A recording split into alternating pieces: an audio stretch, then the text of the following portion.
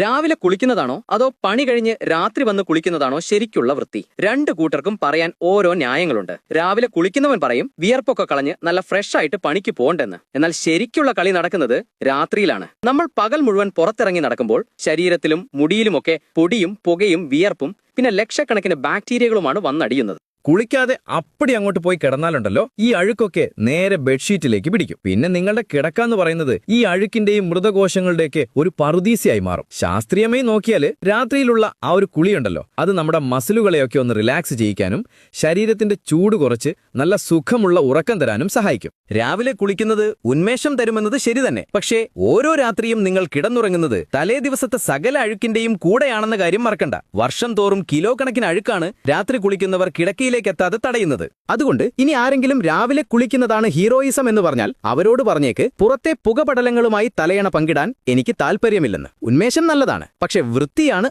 അതിലും വലുത്. കുളിക്കാത്ത നിങ്ങളുടെ സുഹൃത്തുക്കൾക്ക് ഒന്ന് ഷെയർ ചെയ്തു കൊടുത്തേക്ക്.